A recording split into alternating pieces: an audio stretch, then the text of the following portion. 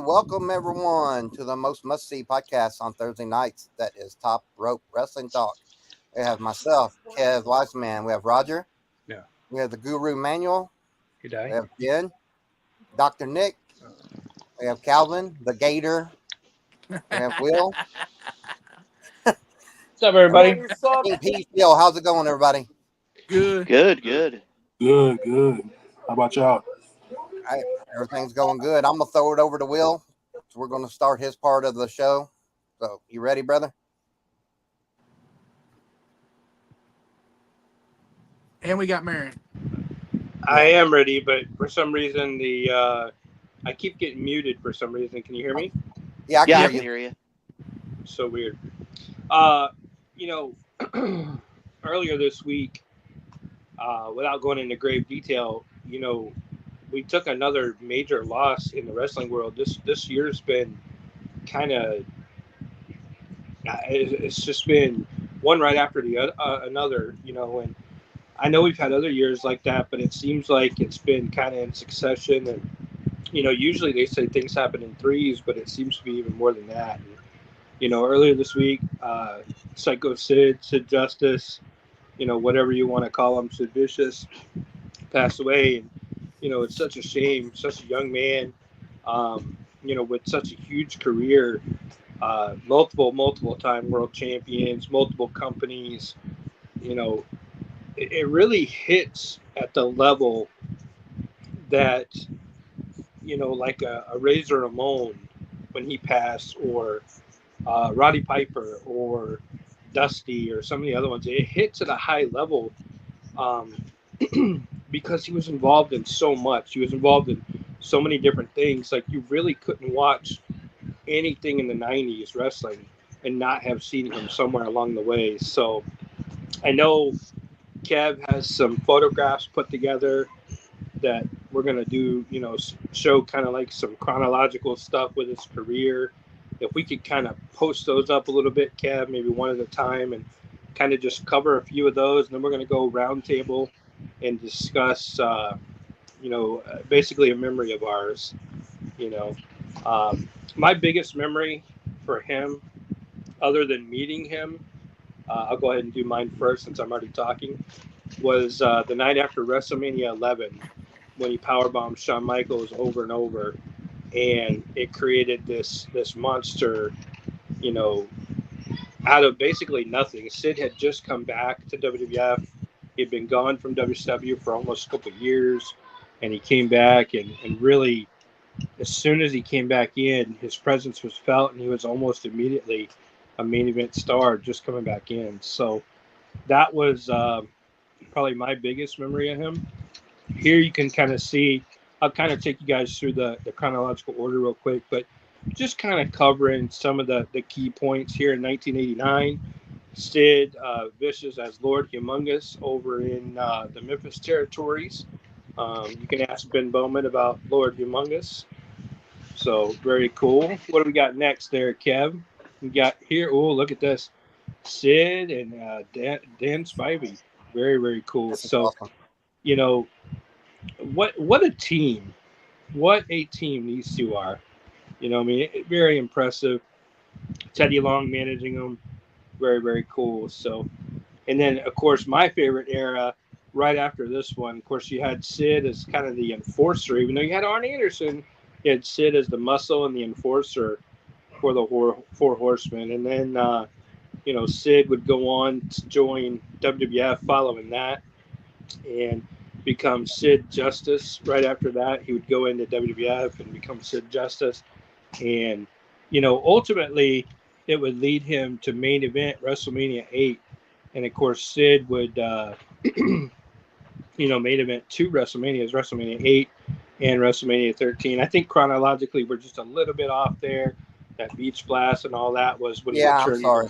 But here he is as Sid Justice, partnered with Hogan to go against Flair and The Undertaker. And just exciting times. What do we have next, Kev?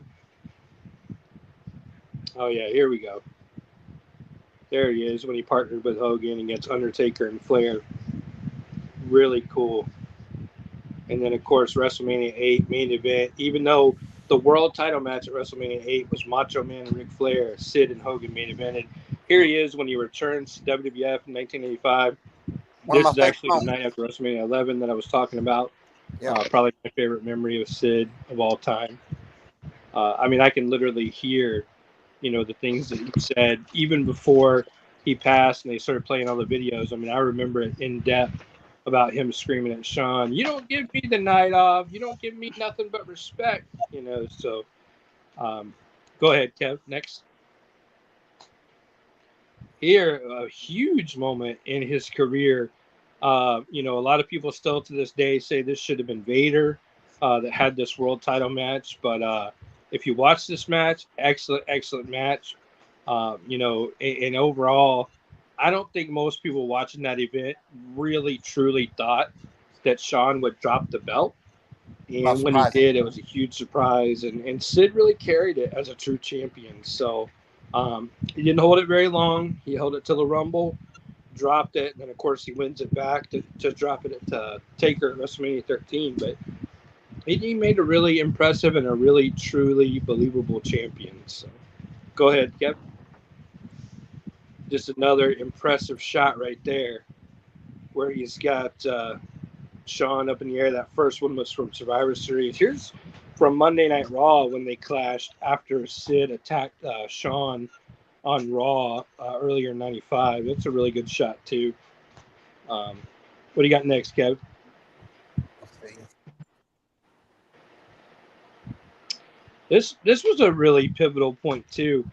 This I is agree. when Brett was supposed to be the good guy, Sid was supposed to be a bad guy, and of course they're kind of already getting the turn going where Brett's the bad guy, Sid's the good guy there, in that incident. And this is just before WrestleMania 13. Like, I think within a week or two before WrestleMania 13. And this was such a pivotal moment where Brett's out there screaming and cussing and telling Yep. everybody that he's the best and nobody else is even close. And, Sid walks out of the curtain and Brett says something along the lines of, "You know that I'm the best there is," and Sid screams out, "I don't know shit, crybaby," and then runs in the ring. And I mean, just another pivotal moment. And then, of course, WrestleMania 13 was right after this, where Sid dropped the title to Taker. But even that match, another main event for WrestleMania, really cool. What's next? WCW appearance? Nope, we still got. This was another one. This is out of order too. This actually Yeah, I'm was sorry. from December of '96. So not only did Sean beat Sid in November of '96 in Survivor Series, this is where he beat Brett. Or actually, you know what? This is just reversed. This might be when he re-won the title after losing it to Sean. Then it went into the Fatal 4-Way. This was Sid's second title win, is what that is on Monday Okay. Night Raw. So just pretty close, but pretty out of order. I mean, it happens. This was Sid's appearance at '96 Survivor Series just before he would win the title for the first time. Really, really cool shot there. I know we had some of those signed. I don't know if we have any of those left, but that was pretty cool. This was Sid just before he joined the $1 Million Corporation in '95 after WrestleMania 11. Really cool shot there. And then I think we go into that's WrestleMania 13 main event. Really cool shot. And then of course there's the kind of beginning to the end. But I know we had some later WCW shots too with him as the world champion. But I'm you sorry. I guys get must the have my. point. It was a huge loss, and Yeah. just really wanted to kind of cover some of those great things there, though. So we could kind of go around the round table and talk about what we've got for our Sid stories. Kev, you want to start us off with that? Yeah. As soon as I can. There we go. Yeah. My favorite Sid, and I really loved him in ECW because between the leaving WWF and going to WCW, he stopped in ECW, and he was just a monster that just killed everybody. And I see some people that was upset that he didn't get the ECW title. He didn't need a title. He didn't need that championship. He had a title already, and that was just a monster. I think if I ever seen him, the biggest monster they was, and he was a big monster at WWE and WCW, but ECW, you just when you saw him, he was that's what he was for. He was for the monster. Now I enjoyed when he got to going in WCW. I didn't like the first Millennium Man when he debuted, but his second run of WCW was probably my favorite. I'm glad that he finally got to do the championship. I don't think his, I think he lost on his interviews in the WCW, so I wasn't a big fan of his interviews. I think he had better interviews in WWF, but um, so just all around great big man. I was always a fan of his, even going all the way back to, he started as Lord Humongous, took over that gimmick. Then he was also Sid Vicious and won the USWA title twice. So he was always a big man. Just they always treated him as don't mess with him. They had a big gimmick going where he broke Jamie Dundee's neck back in Memphis, and that just had all the crowds. And of course, they had a fan stage there one time, and he attacked a fan. So everybody was just always afraid to sit. He was just intimidating, and he was the man. He will be missed. And nobody delivered a power bomb quite like Sid. No, he was just the way he did it, and everybody can do a power bomb, and like Vader, and they all they all do it, but the way Sid did it couldn't be done. So Roger? that's all I got. My favorite uh, times watching Sid was in WCW. Um, his match with Hogan in the WWF at the time. Can't remember. I want to say WrestleMania 5, but I might be wrong. WrestleMania 8. Yeah, I 8. know what. I know what. Yeah, I know what you're talking about. 8. Yep. Sorry. Uh, to me, that was a very good match as well. Um, Other than having the distinct honor of meeting him 3 weeks ago in North Carolina, Yep. uh, I really don't have much to speak on other than he was a good dude when we met him. Of course, Ben made a little boo boo, but I mean he was a good guy, and sad to hear that he passed away so shortly after we met him. But it's one of those things where they always say, even though they say don't meet your hero because you might be disappointed, but if you don't meet your hero and you end up with something like that, Right. then you messed up. For me, it's just hard to believe that we did like what you said 3 weeks ago. We just met him, and then we find out that this guy has died of cancer, and of course, he's got some age on him, but when we met him 3 weeks ago, he didn't look like a man that was dying of cancer. Yeah. I mean, it was, you could tell that he didn't want to be there, but he should have been bedridden.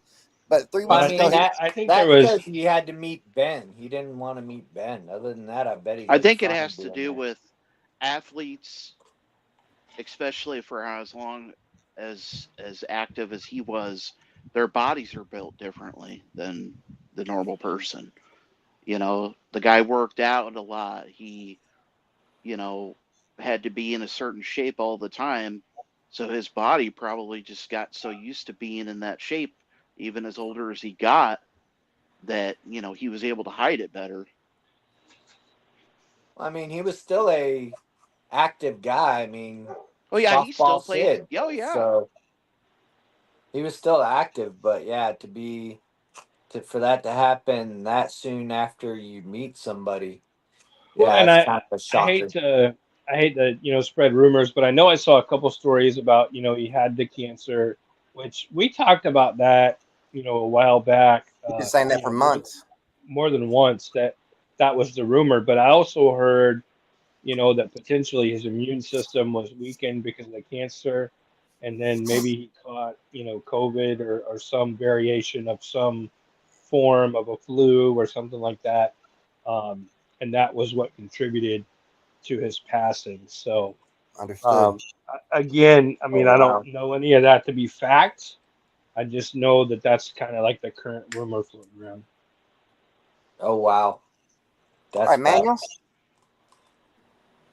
So, I mean, I got a couple of different Sid stories. For me, it was probably the first big man I ever liked, as a kid. He was just intimidating. And I would always, as a kid, love it when he would, I'm the master and the ruler of the world. He would talk real, real low. And it was just so weird to see a big man with such, a physique talk real low. It was kind of scary. Like, here's this big guy getting ready to get pissed off, and then I also remember, when he came back to team with Ahmed and Sean against Camp Cornette, that I thought that promo he delivered there was, was intense, and it was, believable. I mean, his promo skills wasn't the greatest, but when he was focused, they turned out to be really good. And then, I just remember, when, Bischoff, what Sid, no softball game, and then the famous line, Bischoff, you want this belt, you come up here and take it.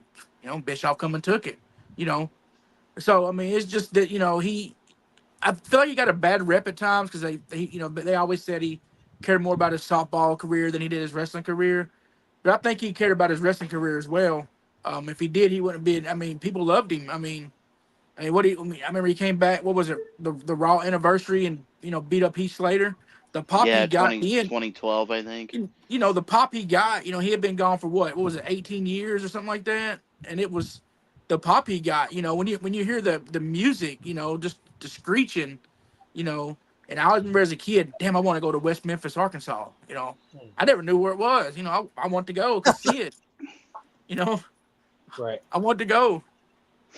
I mean, it's just I mean, I thought he got a bad rap because people thought he cared more about his personal life than he did his professional. But I mean, he became successful for a reason. You know, Very All good. right, cool deal. Ben. My, I guess just as for my moment with Sid would be uh, my favorite, probably Tom that we mentioned about it was when he was the Millennium Man. And he had his little run there at late '90s into 2000 for WCW. Like I said, great time to watch him.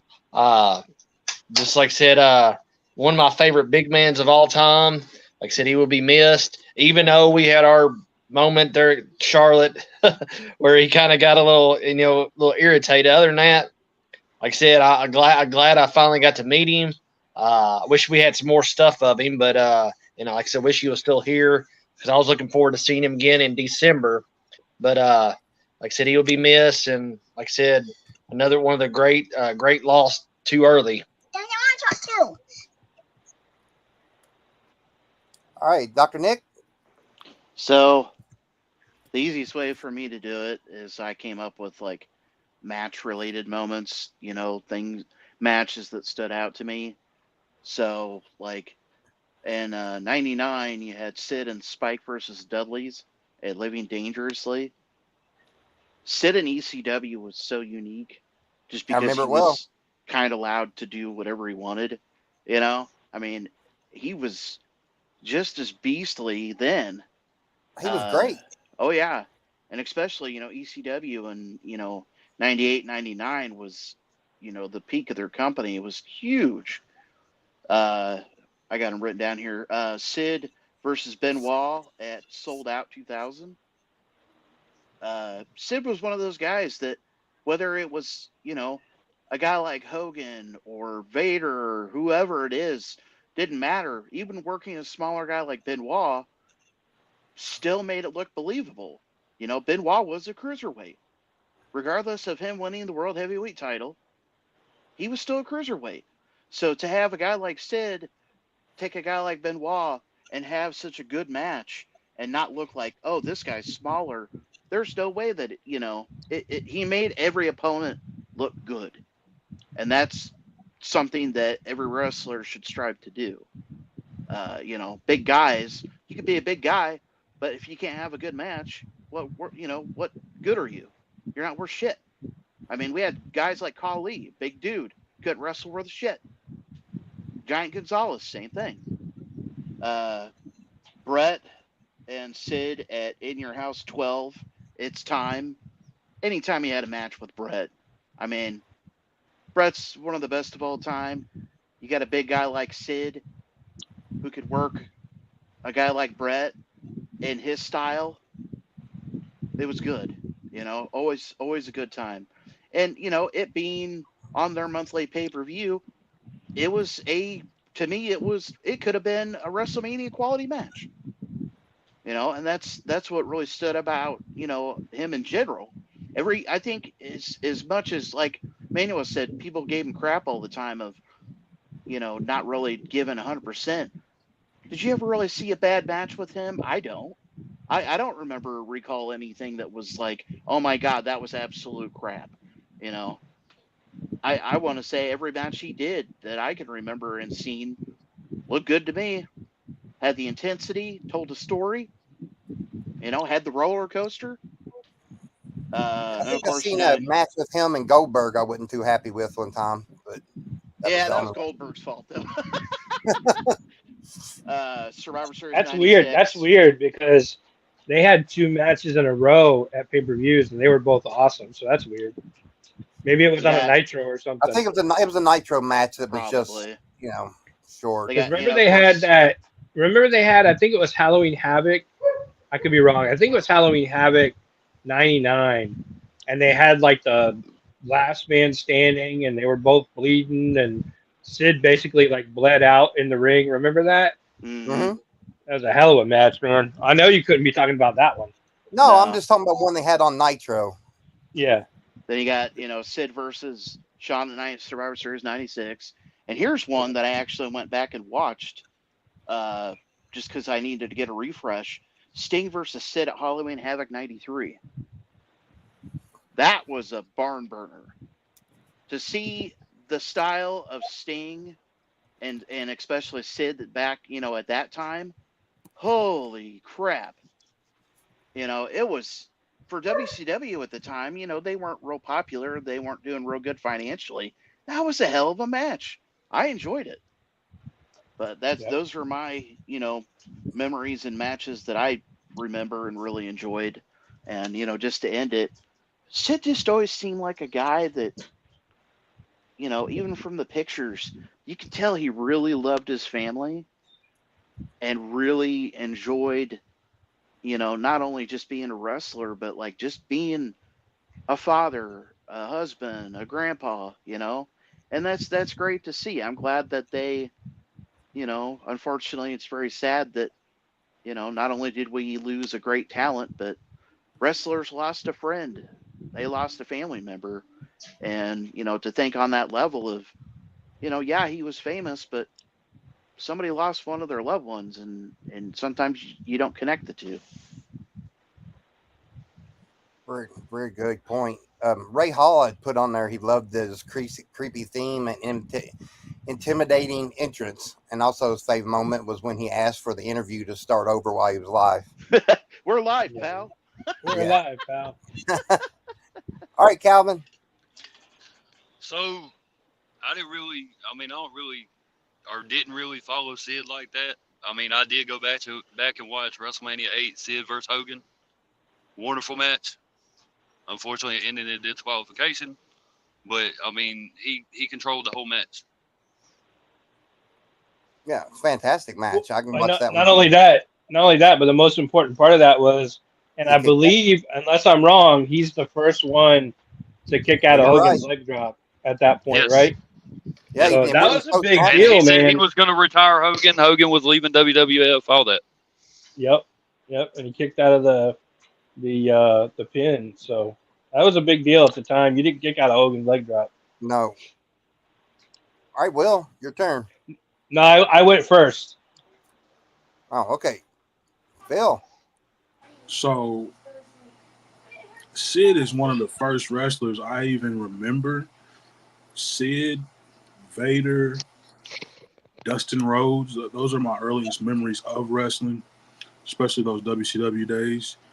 I don't really know if I could pick just a moment, but for the sake of the for tonight, I did say that, and it's like what Ray Hall said. His entrance, specifically the SummerSlam entrance, but all of them really, just the music, his intensity that he brought to the ring, the way he would fist pump the crowd. I mean, that's really my favorite moments of Sid. Is just the entrance by itself. When he kicked out of the leg drop with Hogan, him standing on his car screaming Goldberg. Um, Or the match with Vader at Buried Alive. I mean, that probably if match wise, it'd probably be the one with Vader. Um, but yeah, definitely going to be missed. Definitely one of my favorite wrestlers of all time. Wish I would have got to meet him, but that's part of it. But yeah, just his skill being a big man wrestling like that. He's what 6'9" or something. Moves good. He can wrestle pretty much with anybody. He looked better with the littler guys than he did with the bigger guys, but he still put on a good show with bigger guys too. Hulk Hogan and, like I said, Vader and Undertaker. He can put on a show with anybody. So, um, but yeah, for me, the entrance, the theme, the crowd, the intensity that he brought, it made it. Me as a kid, I never knew. When you're a kid, you're like, is wrestling real? Is wrestling not real? Because you hear so much different stuff. But he definitely made me feel like wrestling was, you know, legit with him because he seemed like he really was psycho. and unfortunately, he's going to be also remembered for his career-ending injury that was in the ring, and a lot of people do remember him for that. But that was just a horrible thing that had happened live. But there's a lot of people bringing up that that's what they're going to remember him for, and that's sad because it actually ended his career. How So, did we Kev, forget? couple other things just real fast Sure. before we move on. The very first Galoob, WCW Galoob I ever had back in '91 was the Sid Galoob. I had the Sid and the Tom Zink, the Z-Man. I got them on the same day on Christmas of '91. Sweet. And, I mean, I literally still have that figure. I mean, that's how important it was as a kid to get that. But, going back to nobody delivered a power bomb like Sid. Um, the night after WrestleMania, the very first power bomb he hit Sean with, Sean was so lightweight when he picked him up. You got to remember, Sid hadn't power bombed anybody for a long time. He'd been gone from WCW for almost 2 years. He'd been, on some tours in Japan and stuff. But he picks up Sean in the power bomb, and he uses so much force. Sean goes flying over his head and lands on his hip instead of on his back. So, I mean, that's how much power was in that guy, and then talking about his Remember the interviews. What's that? I was going to say, remember the infamous power bomb of him power bombing Pillman inside the War Games cage. Yeah, and I talked about that the other day too. He picked up Pillman so high, he slammed Pillman's feet and everything else into the top of the War Games cage. But he didn't just pick you up and power bomb you; he like drove you down with the power bomb. So, and then talking about his interviews, the guy was such a believable monster heel. Of course, he did win multiple world championships, but one of the topics we were going to do tonight was, we had to, postpone it because of this, but we were going to talk about somebody that could have been the face of a company. Ultimately, you may not think of it this way, but towards the beginning of 2000, Sid really was the face of the company in Got WCW. that right. You Yeah. know, and what a shame. And I'm really glad everybody was able to share some stories. And Robert Burdick said WWF's version of Norman Bates. Absolutely. We forgot You the know, most infamous one though. What was it Nash? If I have half the brain that you have. yeah, that's right. You can put all Yeah, the Halloween makeup. I mean, I literally just watched that this morning at work, and I was like, "What is this man talking about?" yeah, But he yep. believed, but it was scary because he had such a weird monotone voice, and then he would whisper like this all the Now, time. Like, oh, if he had been 30 years later in his career, kind of like maybe not even 30, maybe like 20 years later in his career, like Brock Lesnar, he would have definitely had a mouthpiece talking for him. oh yeah, Yeah, he would have. absolutely. He had Teddy Long at one point. He had Ted DiBiase at one point. I mean, he had some, Sean at one point. But he was one of those guys. He definitely needed a mouthpiece to where all he had to do was get on there and say a couple statements and then shut up because some of the stuff he said was just off the wall. But you know, in comparison, the Ultimate Warrior was literally the same way. Like he would say so much crazy shit so fast, you were like, "What is this guy talking about?" So we've talked about comparisons of big men, and I know we talked about big men not too long ago, and Sid was on quite a few lists, and he's definitely in everybody's top, somewhere, 5, 10, 20, whatever it may be. It's a big, another big hit for Yes. the characters we grew up with. So Hey, we also missed too. I'm surprised no one said is, "Hey, we're live, buddy." Where it yeah, We gets to did go say and that. he goes, "Oh, I got to stop," and then Jim well, Ross said, "Hey, no, we're live." Where the hell you been, buddy? we We just we, You we mentioned did it. said say that that. we said that Oh, about who 10 minutes said that? ago, like three of us.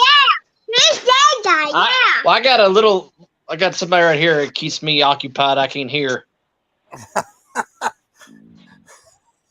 You gave me a good laugh, Ben. I appreciate that. Yeah, well, We're now we're live. we're Now we're we're live. live. We're live, We're pal. live, Good. pal.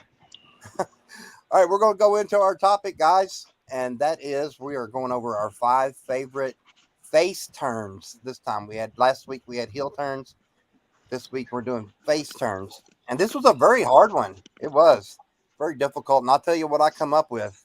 Well, Uh, Kev, yo, before you start, Kev, it's difficult because you can only pick five. That's the yeah, problem I had is you can that's what only it pick is. five, and then when you're trying to look at like different eras and everything else, you're like, man, there's so many different options. Go ahead, Kev. And I started mine off with the boss man face turn on DiBiase, where DiBiase wanted to pay him to get the $1 million belt out of Jake's bag, and that's where it started. So I love that one.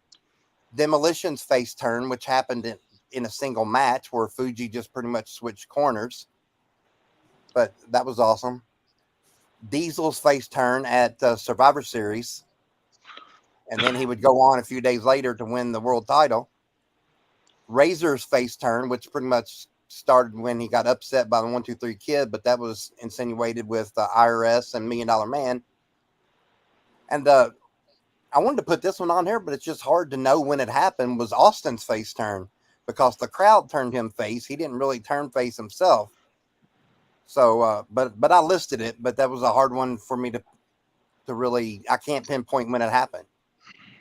Maybe you can pinpoint when it happened. Maybe the Survivor Series match between him and Brett was it Survivor Series where and he never gave up. He just started bleeding. So maybe that's when you can pinpoint. But that's my top 5 that I come up with, Very and good. I can Very sit good. here and name 2 more now. But like you said, 5. It's just hard to come up with 5. Roger, Mine was really hard because I couldn't come up with them at all. Um, I've got uh, s- uh, shit. that's a good one, Robert.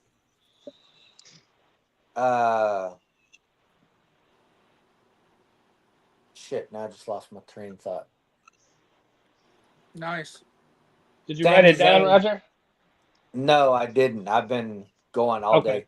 When Sami Zayn turned on Roman, uh, when Daniel Garcia turned on Jericho,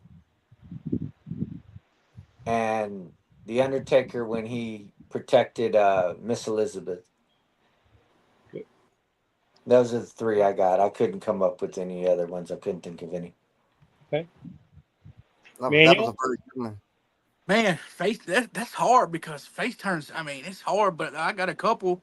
The night that little Nick Hogan ran into his daddy's locker room was like, "Dad, what happened to? Why ain't you wearing the gear that I packed you?" That's the night he returned into red and yellow from the And that was a NWO great Black and moment. yeah, oh yeah, absolutely. Believe me, Hogan's still taking off, running down the hallway trying to get ready in his black and white and gets attacked. And then, when his match comes out, he's in the red and yellow. So, it's gotta be that one. And then, when the Usos turned on, when the Usos finally turned, when if you're out, then I'm out, you know. And then they super kick Roman. I was there, so for me that's you know, that's one of my favorites. I know this is probably going to piss Kev off real bad. We just had this conversation before we went on live, Oh hell, but but the MJF when he turned face and and became best friends with Adam Cole. I I know, just don't Kev. like the guy. I think I know, I just Kev. I hate I him. know, Kev. I mean, it's great that you picked it. And then I don't really know if this was a face turn, but I feel like he at this point Brock wasn't really a heel because he still got cheered when he told Hulk Hogan, party's over, Grandpa, and people yelled for him, like people yelled, they were happy. So and that's the four I came up with. I don't know if Brock's was a face turn or if it was just him being Brock, but I felt like it for me. If you get cheered and you're a heel, are you technically a face now? Uh, I mean, yeah, I mean that's what did happened the with fan? I Austin. mean, kind of like your Austin. Austin didn't really turn face. He kind of, character wise, the fans turned him face. Kind of Yeah, like Brock. Brock was a heel forever, and then like he'd say something in an interview or segment like he did to Hogan, and people yelled and people cheered for it. You know. So I mean, was he? I mean, if they cheer for you and you're a heel, are you technically a face? I mean, I don't know. I don't know the answer to that Well, I question. don't I don't think that's an actual, face turn, but I think there's always going to be the natural turns where the fans turn you, where Right. creative isn't trying to spin you that direction. Kind of like Roman. So Roman comes back, you know, with Paul Heyman, and he was supposed to be a good guy, and he comes back with Paul Heyman as a bad guy, and fans loved it, so they naturally cheered him. So even though he was the heel, they turned him face. So natural turns are obviously, still a face turn. It still Right. counts. It's And just and I not something that's and I, creatively written. and I that was feel kind like of like with L.A. Knight. They were going yeah. to release him and everything, and the crowd got behind him, and they had to turn him face. I feel like that Yeah. happened with Brock in his career. He was a monster. This next, he's a monster, and then he starts getting cheered. So how can I mean, Good, really good. All right, Ben. Well, what's crazy is a lot of the ones that I came up with, we've already said. Say The him first again. one, yeah, the first one that came in my mind was uh, Hogan going from NWO wearing the black and white to going to the red and yellow on Monday Nitro. Uh, Stone Cold Steve Austin after you know during the WrestleMania 14 against Shawn Michaels. Well, actually, it's like right there. You probably say it right before when him and Brett's run. They're at 13. Uh, so Stone Cold. Uh, Number three, of course, Undertaker. Of course, that was one of my favorite times. What 93, 94. When he went to the purple. Like I said, he was always bad there in what 92, early 93, and then he switched. So Undertaker, Macho Man, Macho Man going from after losing losing to Ultimate Warrior, and then him and Miss Elizabeth getting back together, and then probably my last one would be uh, the Diesel. What Kev said about where he was the bad guy, bodyguard for Shawn Michaels. Then he all of a sudden became into the title hunt and won the title against Bob Backlund, and rest is history. Okay, before we get to Dr. Nick, I wanted to read Robert Burdick's comment. I'd have to add Chris Jericho. Hard to select an exact moment as he's had so many face and heel turns throughout his career. So him in general, some interesting roles for face turns. That's a good Yeah, question. very Thanks, true. Robert. Dr. Nick? Macho reuniting with Liz. That was such a huge moment. Her pushing Sherry and Macho turning around and they embrace and crowd cheers. And, it was a really big moment, unexpected. Um, Number two, we got Taker protecting Liz when Jake tried to swing the chair in the back during the wedding. 2002, Hulk Hogan returns in the red and yellow.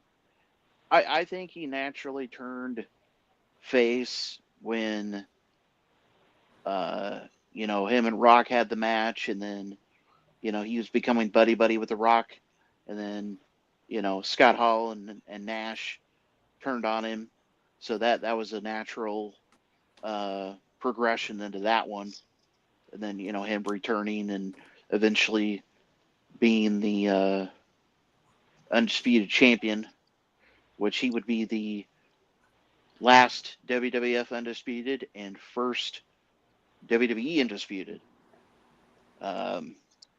Virgil, number 4, when he turned against Ted and started his singles career. I always thought his tights were ridiculous. the white and pink striped tights that he had. The candy canes. What are you talking Yeah, about? the candy canes. I think Man, I that's love most those. I love those tights. I love Yeah. those tights, man. It always cracked me up. Especially that match that Roddy was at commentary cheering him on. Come on, Virgil. Yes. SummerSlam. Yeah. And if you Then, remember when Roddy returned to fight Hogan, Virgil was going to get in his, or Vincent, and he looked at him. He says, "You stay back. I taught you how to fight." Yeah. That was awesome. Yeah. And then 5, Austin versus Brett. Austin naturally became a face after he technically lost the match because he passed out, but the fans turned on Brett because Austin wouldn't give up. They recognized at that time Brett was starting to become, kind of a dick, kind of a crybaby at the time. That's what kind of Whoa, Never a whoa, cry whoa, baby. whoa, whoa, Never a whoa, cry whoa, whoa. baby. You put the letter S in Whoa, front of Hitman, you get my whoa, attention off whoa, Bret Hart. Brett the whoa, shit whoa, man whoa, shart. Come on. Bret Let's the- whoa. move on. He's about to boot us. What's at the end of my name? Heel. All right, Ray Hall says Batista giving Triple H the thumbs down, and that's a good one too. Oh That yeah. is a good one. And then I'm not going to. All right. Ray Hall says, and I'll show it just because Ray's in here. That's because he still is. He still is the best there is, the best there was, and the best there ever will be.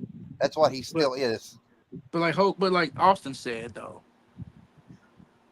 Don't you do put it. the I know what Austin Don't do said. you put the letter S in front of Hitman, you get my All exact. right, Calvin, your turn, brother. So going along with Ray Hall, Batista giving the thumbs down to Triple H. Of yeah. course, Hogan giving up the white and black with coming in the red and yellow. Virgil turning on $1 Million Man. Jay Uso turning on the entire bloodline. He's out the bloodline. He's all SmackDown. He quits. All that. And the Shield turning on the Authority. Nice. Very great picks, Mr. Really Will. So just so everybody knows, we did not pre-plan to have the same stuff. Like there's my stuff written down. My first one was, of course, Savage turning face after WrestleMania 7. Liz comes in, saves him from Sherry. He goes from being the Macho King that gets retired in the match to being the Macho Man Randy Savage again. The next one was Undertaker turning on Jake. Now, I think there's a lot of confusion about when that actually occurred because I heard like 2 different people mention that, and they both said it happened at a different time. So it actually happened after the Royal Rumble in '92. It was on a Saturday night's main event where, Randy and Liz were going to come through the curtain and Jake was going to smack him with the chair. He didn't care if he was going to hit, Randy or Liz, and Taker stopped him. So that was my second one, which that's actually what set up the WrestleMania 8 match between Taker and Jake. Then you had Lex Luger, who was the narcissist, go to the USS Intrepid and slam Yokozuna and become a face. So Lex had been a heel, the latter part of his WCW run. He was a heel when he was World Bodybuilding Federation. He was a heel as a narcissist, and then becomes a face all of a sudden when he slams Joko on the USS Intrepid. I can't believe you guys didn't put that one. I ought to be smacked in the fucking face for not saying that. Then I had Razor Ramon after the 1-2-3 Kid loss. He goes and 1-2-3 Kid beats him. DiBiase, IRS are kind of making fun of him for it. You go into SummerSlam '93. Inadvertently, Razor ends up being the one that retires $1 Million Man from in-ring competition because $1 Million Man was done by that point and had injuries that he couldn't recover from. But he becomes a good guy or a face, and ultimately goes on to be the greatest Intercontinental Champion of all time. But his turn came from the feud with the 1-2-3 Kid, and then people being disrespectful to the 1-2-3 Kid about it, and talking about how he was a little punk and it was past his bedtime and he shouldn't even be on Raw. And then Razor gets out there and defends him, and of course that turns him into a face, and the fans love him. And even when Razor was Scott Hall and was a heel in WCW, people still loved him, absolutely loved him. So, and then Stone Cold Steve Austin. So again, I put Stone Cold, WrestleMania 13 era is what I put, but it really I think happened, between 97 or 96 is Christmas time and going up until the 97 Rumble. 97 Rumble, he eliminates everybody. He wins the Royal Rumble, even though, he doesn't really win it. He goes into the Fatal Four. He gets eliminated in that. People were really starting to cheer for him then. And then all of a sudden, like a week or two before WrestleMania 13, we were talking about it earlier, that incident with Brett in the cage. Brett's having this cage match for the World Championship, and Stone Cold comes out there to help Brett win the title. And even after the match is over and Brett throws this huge fit over all the stuff, that he says has happened to him and all that, people are booing Brett and they're cheering Austin because Austin went out there to help him, and Brett is just berating him instead of, kind of looking at him like, hey, he came out here to help me kind of thing. So, I think that was when a lot of people were like, hey, I kind of like the Austin character. And I definitely don't think it was Survivor Series 96 whatsoever, because he was 100% heel going into that match. And WrestleMania 13, he doesn't give up. He's bleeding. He passes out. And then what really turned it there, I think, was, even after Brett had won and should be leaving the ring or should be celebrating, Brett goes back to beat him up some more, just to kind of further injure him. And that's what fans really didn't like. And of course, Shamrock has to get involved, and, really, really great match, no doubt. But, I think that's when people really started leaning towards him. But the only bad thing about that is that's March of 97. And it wasn't until March of 98 he wins the world title. Like, he Mhm. goes through a whole year of probably being the most popular talent in the company. Because Shawn was kind of in and out. Brett was doing the whole heel thing. Shawn was in and out. He wasn't there all the time.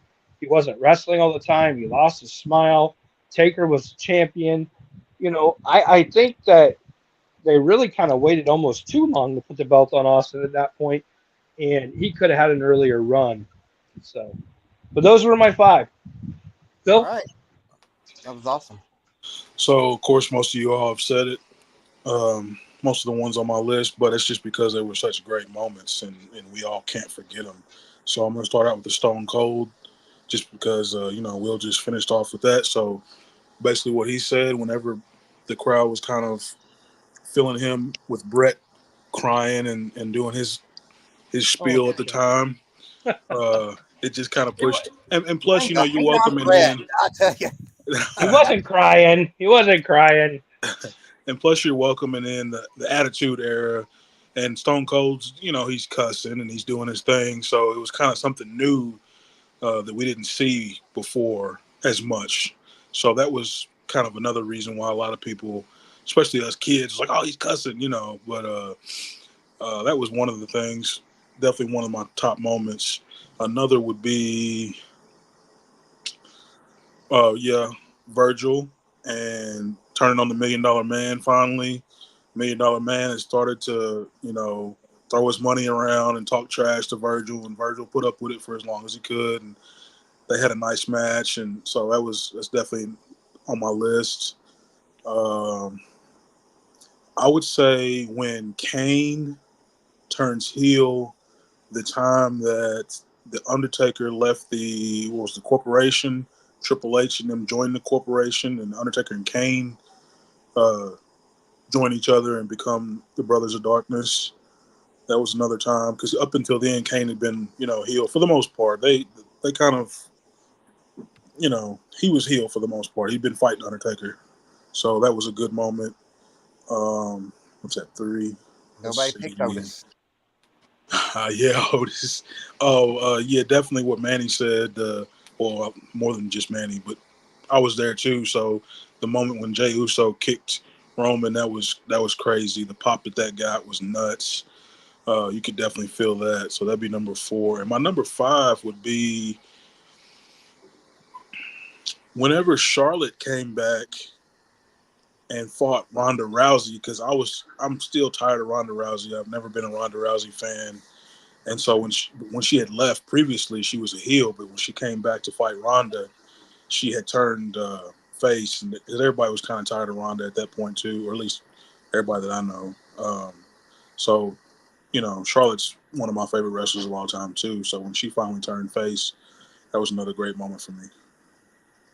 All right, great picks, guys. I appreciate them all, and we're going to get Hey, ready to go Kev, into yo, can sir. I ask? Can I ask one follow up? One follow up question. So, Phil, you talked about it was kind of the beginning of the Attitude Era. Was a statement you just made, right? So, when do you define the beginning of the Attitude Era? What's your definition of that? I mean, it might be that King of the Ring with Stone Cold when he first comes out and says his big promo. That's about the beginning of it for me. I mean, it'd be around that '96 era, right before ECW starts to break up. Because I always contribute most of the Attitude Era to ECW as far as the beginnings of it. But WWF kind of put it on the mainstream. So as far as mainstream goes, I would put it in that era whenever fans are tired of Brett to a point, and they're kind of clinging on to Austin, and then it starts to get bloody, and then the Dudleys come over, and the Hardys and RVD. I mean, it's just a whole lot going on. But I would say that '96, '97, somewhere in there. Yeah. So I think it has a lot to do with that time period where after King of the Ring could have been the pivotal point, but I think it had something to do with that era where Pillman was out there on the microphone and he always used, poor language. And then, you know, Austin's running around talking about Hitman better stay retired or else, I'll retire him. And then you kind of saw that beginning of that era. But you also had, I don't know if you remember the show Livewire, where I do. people would call in, and the wrestlers would say like just off the wall shit to them, and I think that had a lot to do with it too. Um, you know that whole window right in there was kind of like the beginning. But if you ask most people about the Attitude Era, I think they swing it further towards like 98, 99, somewhere in there. But I really think it started much, much earlier, in that little window, like 3 month window is kind of when it was. Ray Hall says thankful for Goldberg handling Austin's lightweight. More hate on Brett. You brought up Yeah. Livewire. I'll never forget. They was getting ready to do the Undertaker versus Undertaker, and this chick called in. It's like, have you all ever thought that the other Undertaker is actually a partner of when he was in the Twin Towers? I had no damn clue what she was talking about, but they just pretty No, much hung up the phone on my her. It was my favorite was Jim Ross. Get on or get off. It's live TV, buddy. Get on or Yep. get off. Make sure you Yep. get your parents' permission, guys. I'll never. It was him and Vince Russo. Well, Get remember, on or get remember off. somebody called in. Somebody called in to Stone Cold Steve Austin, was like, "Your career would go so much further if you'd stop cussing," And it was like that was the whole point. And yeah. then Jerry Lawler was on there, and Jerry Lawler was talking to somebody, and they were like, "You're a terrible person," blah blah blah. and he had a big red buzzer like thing where it would Yes, hang up the he phone, smacked it. and he was like, "Watch this, McMahon," and he hung They up the told him he phone on never, him. never So, done nothing in his life. yep. All right, we're getting ready Yep. to go and show and tell, but I got some pictures that I want to share here first. And Will, I'm going to share this one. Now the Rose. No, Oh. No, hold on. Roger's got I those. got the. It's going to come up instead, but I got all these pictures He together. saved those ones I sent last night. There we go. That's That's Brian's. our fan mail this week right there. So this week we had fan mail come in all the way from Australia. Is that This Mortis? this is a custom made mortise made by our good friend Trent Hobson over in Australia. One morning he just randomly said, "Hey man, what's up? You want to see a custom I did?" And I said, "Hell yeah, I want to see a custom you did." And so he sends me this picture, and we had a great conversation about different things going on, and really wanted to give him a shout out. You know, the guy's great supporter of us, good friend of ours, and he made this custom mortise, and it really looks good. I mean, it It's looks nice. legit. It looks like Mattel made it. That's how good it looks. So, huge shout out to Trent Hobson, all the way from the down under in Australia. Thank you, brother. We appreciate the support. We appreciate the fan mail. So, definitely, guys, send in your pictures of your collection or your random items that you want us to show, and we can talk about. And that was really cool of Trent.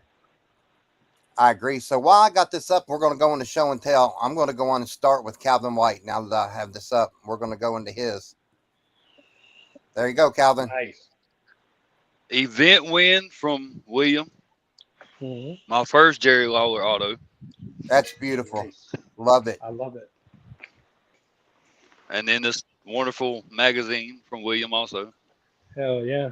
And I think that's all you And then- sent, right? Oh, no, sir. No, sir. The best is last. It won't click. Because it's the most wonderful time of the year. I can't get the damn clicker to work. Okay, let's go. These beautiful shoes right here. Nice. I like that. Those look great, man. You didn't tell me you Those stepped the in the mud ugliest- before you took a picture. Those are the ugliest damn shoes I ever seen. Hey, watch No. them out. Those look great, man. I don't care who you're a fan of, what team. Those are awesome looking. They are awesome. I'll give him that. I would We wear pick on those. each other, but they're awesome. But that's all I got. Nice. Oh, thank you for sending those in, brother. Appreciate it. Yes. All right, now I'm gonna go next, just because I can. All right, since you all, let's see. No, I'll do this one first. I love the way this turned out because I've been getting a lot of stuff in orange lately, Nice. and I got King to sign this and trying to get the glare off of it. I saw that in person, man. I was so freaking jealous. It turned out so well, Yeah, it's dope. man. I love it. So that was my first one. I have one more. I think Shane has showed this before, but it wasn't signed. So this is signed by the best there is, was, and ever will be. Oh yeah. Steel Cage Game, signed by the Hitman.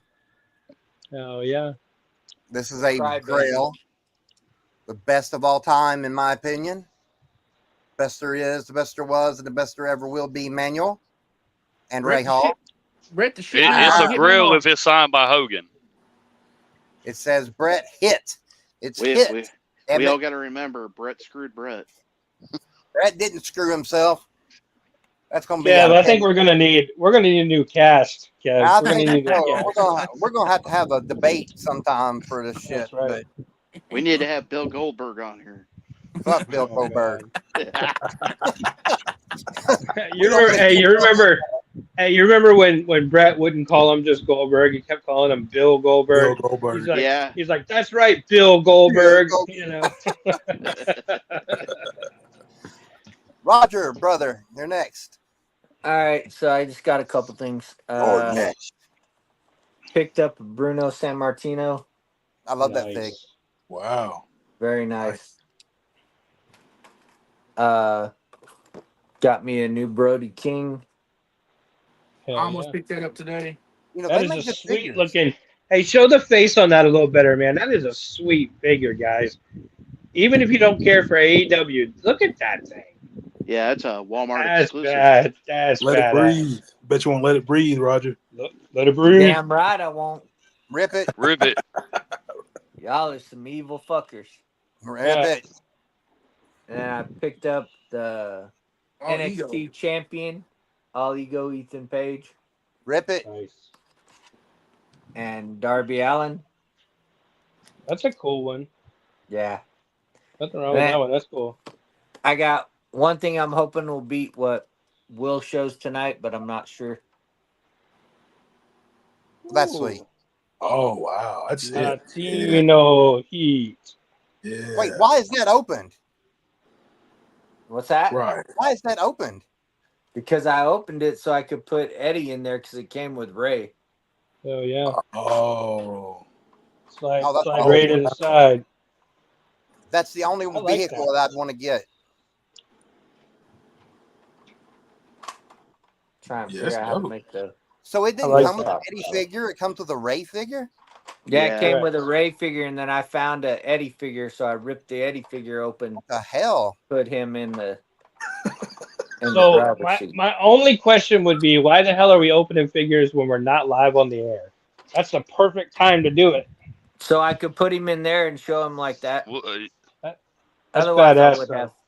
That's Roger. badass, though, man. Roger screwed us, didn't he? He did. Am I No, the only one Brett that screwed pisses Brett. off that it should Remember have come that. with an Eddie and not a Ray? No, because it's the Well- time period when Eddie had passed and Ray was Yeah. Living going his towards memory the on. world Going championship. towards the world. Yep. Yeah. Oh hell! Mhm. Well, at It's least should actually have had a called. Chavo in there. The car is actually called the Lucha Lowrider. It's nice. I'm definitely gonna get it when I see it. Did you Yeah, I ever would see, buy that. did you ever see Yeah. that video where Vanilla Ice owns one of Eddie's cars? Yeah. I did. Oh, Yeah, and he got it Wow. for cheap. Yeah. damn. All right, Manuel. All right, so I know this guy passed away, and I know if it's rude that I'm showing this, then you know. It's not really But show. I did pick this up today from Ben. Nice. I mean, you got to honor the great, No, it's fine to show. Yeah, and it's then fine to show. nice little assets, Hell yeah. a little Christy Hemi. Everybody loves the Hemi. Can you Nothing keep that wrong up there a with little bit longer? Oh, yeah, I my could bad. get behind that. I ain't burn out it, behind it. What? And then, What?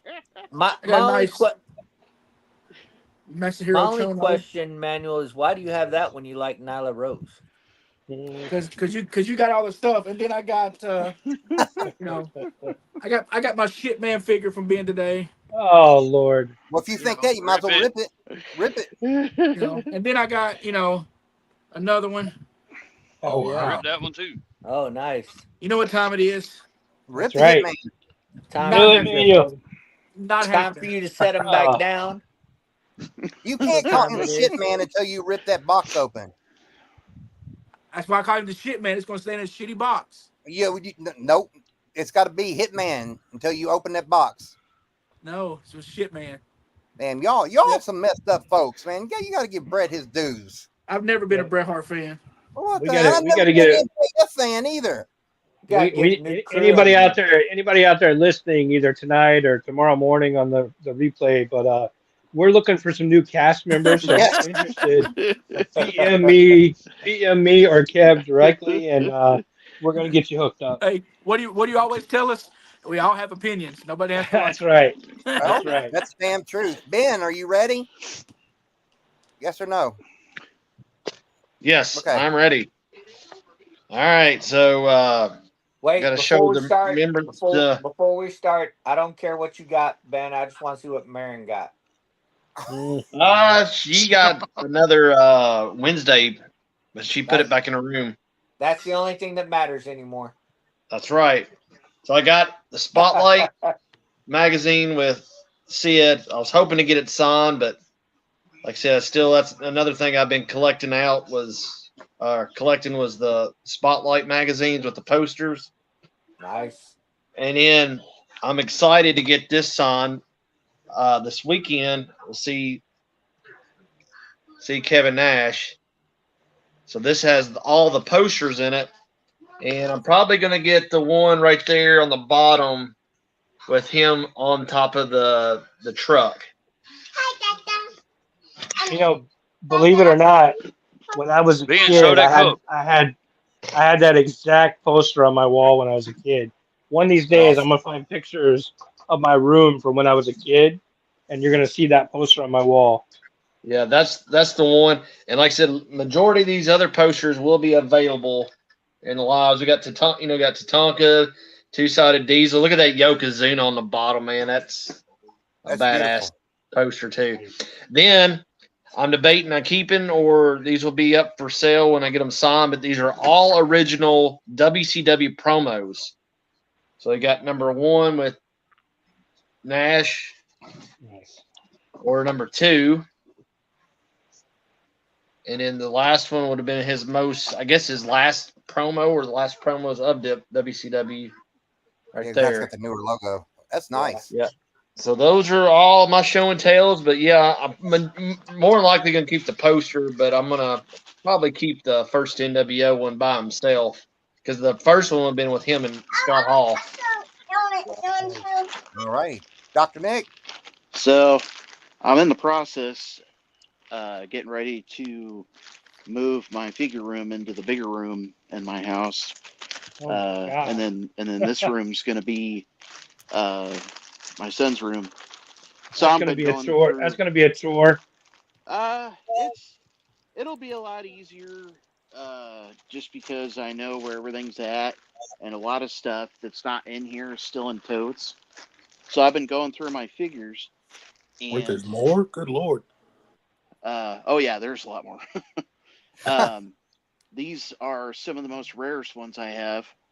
Mattel, um, Matty Collector, actually, when they first did that, Demolition, Oh, sweet. Nice. got both of those, Mask and everything.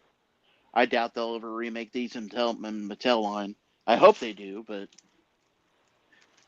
And then I got the next rarest, and I got these during COVID, so that's why the prices right before it was like 2019, a little bit mid 2019. I got these before they shot up again. I got the Mattel NWA Road Warriors. That's my Nice. favorite Road Warrior set. Love these. And this one's not really rare, but it's uncommon, especially with all the accessories. Because I'm getting to a point in my collecting where there's very few rare figures left that I don't have in the Mattel line. There's a few, but not many. Because I've got the rare ones like Bundy and stuff like that. All I need now is like the Von Erichs and Rick the Model. But I got the Elite Sean with the purple Nice. shirt and the hat. It's not rare, but it's a more uncommon because I got it with the hat and the shirt, and it's actually pretty good shape. Oh no, Um, it's rare. It's rare. um, I don't have it in my collection. Anybody else have it in theirs? No, I don't. Yeah, because it it's was one rare. of the early Elite series, and I got one more thing that kind of goes along with last night's event. I got the AEW shirt, and I never thought I'd say this. Never thought it would happen. I've had this for a while, but Dr. Nick is Nice. officially all All elite. elite. that's Wow. why it Yes. says Dr. Nick Hill. I get it. Yeah, Yeah. That's what I'm talking about. There we Yes. I go. get it man, now. that show Welcome. last night. Oh my lord! I still agree with a lot of people's opinions on the way I look at it this way. There's a lot of stuff that I like about WWE, and there's a lot of stuff I don't. So I watch what I like, watch what I don't, and being at the show last night and kind of going back and rewatching a lot of stuff over the last month, I just pick the matches I like, fast forward through the rest of the shit, like who I like. I don't have to watch the whole episode of Dynamite and be like, oh, this is Exactly. all great. You know, hell, Exactly. there's stuff I like on Impact that I'll watch, and I then agree if 100%. I don't want to watch it, I'll say, hey, that match is shit. I'll skip it. But Yep. yeah, the show was great, and I they looked for you, definitely. Dr. Nick. I didn't see you, but I was watching. Yeah, basically, two rows behind us was the commentary table. like from me to this shelf, I could look directly at Taz and Shivani and um, Excalibur. Excalibur. So yeah, they definitely turned me into Welcome a to the family. fan last night. Welcome to Oh, the family. all right, Welcome to the Will. family. You know, regardless of what you like, man, it's all about you enjoying it. That's all that Well, matters. that's Even though people are going to tease and talk shit and everything else, it's all about what you like. So this has been on my desk, off my desk, on my desk, off my desk. I got this in, I don't know, probably a month ago now. I got this from Calvin. Super cool. Virgil plush buddy. So huge shout out to Calvin. Thanks so much, man. This was Claim. actually gifted to me, and I love it and still sealed. And I'm actually not planning to break the seal on that, at least for a long time, until I do some more reorganizing with my collection as well. So I've been talking a little bit in the chat about, I'm going to redo my entire Hasbro display that I have. I'm redoing it 100%. So it may find its way onto one of those shelves, but for now, he's going to stay sealed up. I've got some other great. of the larger, Hogan's and some other ones that are still sealed too. So, but my big event for tonight, my big show and tell, comes complimentary of Mrs. Hudson and her ability to get things done and get things behind my back. Um, Wow. this might potentially be available on Sunday. I'm not 100% sure yet because I know we've got some other things in the work, but this is not something you're going to see all over the place. It's not something you're going to find on a website. This is pretty damn cool and potentially could be for sale, but there's also a potential chance it could stay in the collection. So, um, Jesus. Oh, Oh wow. wow!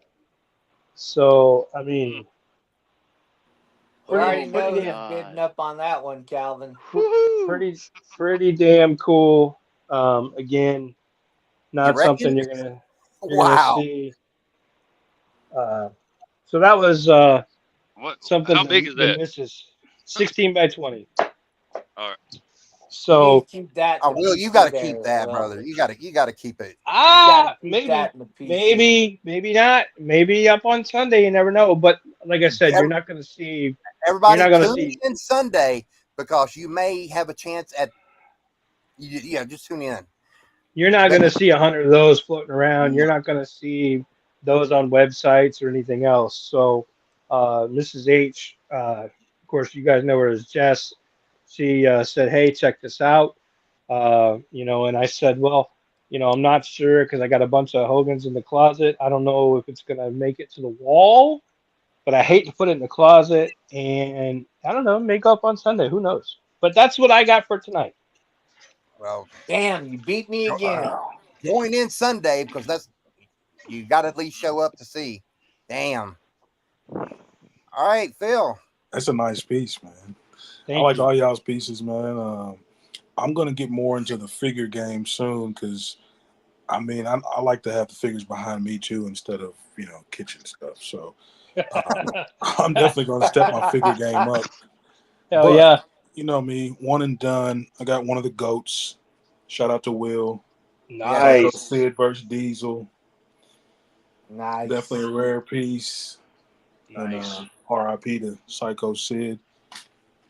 But that's my one. I mean, literally, too. I mean, I don't want to be morbid about it, but literally, that was from his last signing he did. Right.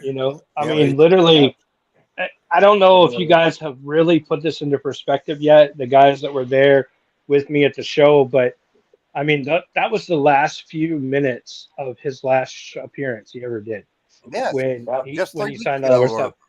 Sure And was. we did get quite a bit of stuff signed, but if you think about it, right after that he was done, he was leaving, he was out of there, he got our stuff done, and that was his last appearance. So I mean, I hope that it brings you guys some comfort, in his passing, that you guys were able to get a piece of merchandise done, kind of like at the last hour, the 11th hour. I mean, Yeah. if you think when about was it. we there? So August 2nd?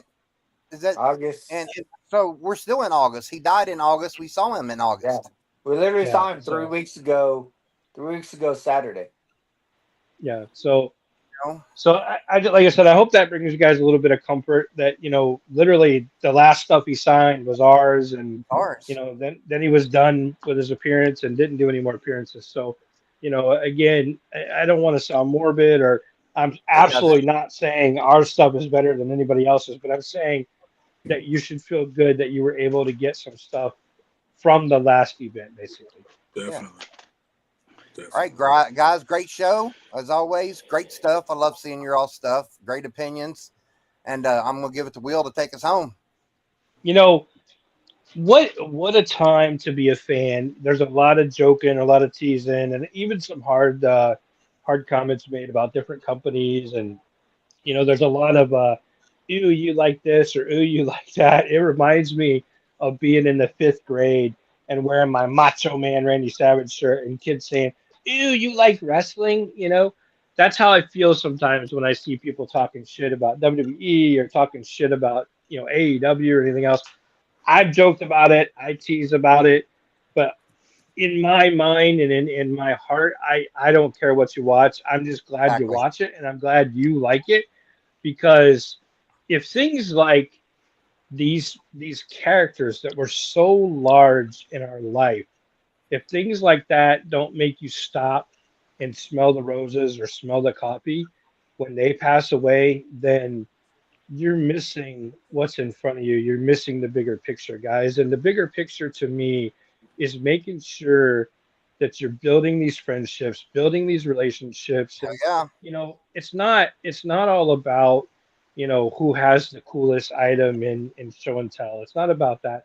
It's about being able to enjoy the items that you're getting and being able to show and say, hey, look, I found the Eddie Guerrero car. Or I found, the Virgil doll. Or look, guys, I was able to get myself an AEW belt. That's a fucking accomplishment. Amen. If you don't think having the ability to go and get yourself an AEW belt against all obstacles. I mean, guys, these belts are five, six, seven, $800 sometimes, sometimes more. You guys saw my Roman belt. I know it was 800 plus. Those are fucking accomplishments, and it's after 9, so I can say that. Um, you guys should be proud when you guys find a figure on the shelf in the store, whether it's the big blue brand or the big red brand store or whatever store you're shopping in, and you find one that you like, buy that figure. If you got the money, buy that figure. If you got the money and you want, an autograph, or you want a magazine, or you want, I don't know, a pair of Florida Gator shoes, buy Exactly. those shoes, buy them and enjoy it. Because let me tell you, at the end of the day, you're never going to regret buying that pair of shoes. You're only going to regret the stuff that you didn't do and the stuff you didn't get. And do you think anybody in their last hour is thinking, I probably shouldn't have spent that 800 bucks on that belt? No, Nope. they're thinking, I'm glad I got to spend time and enjoy the stuff that I liked. And that's what makes collecting so much fun. And that's what makes being a collector with other collectors as friends so much fun, because it doesn't matter how big the item is or how small the item is. If it's a Macho Man autograph or if it's a Jay Lethal autograph, it's what it makes it, what it represents to you, what it means to you, and that's what matters. So, guys, again, let this week's events, kind of guide you on, some decisions, because, I think even as a kid, we all think, well, people can live to 100 years, or we all have 100 years to do this, or 100 years to do that. Nothing is promised. Nothing is guaranteed. Tomorrow is not promised. And, a lot more these days than ever before, people in their 40s, 50s, 60s are leaving the earth. And do what you like, enjoy what you get, spend your money how you want to spend it as long as you can afford it. I mean, obviously, don't sacrifice being able to feed yourself or keep the electric on, but you know what I mean. Enjoy it.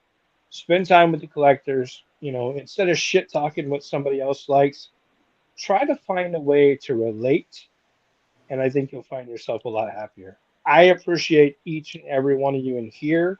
I appreciate each and every one of you in the group. I am looking forward to seeing you all Sunday. I hope everybody wants to buy some Funko Pops. And that is all I have, Kev. Well, I can't follow that, guys, because that was perfectly said. All right, brothers, we appreciate you all for being here tonight, and we appreciate you all for showing up. And we'll see you next. We'll see you Sunday, and then we'll see you back here next week. See you guys. Thanks.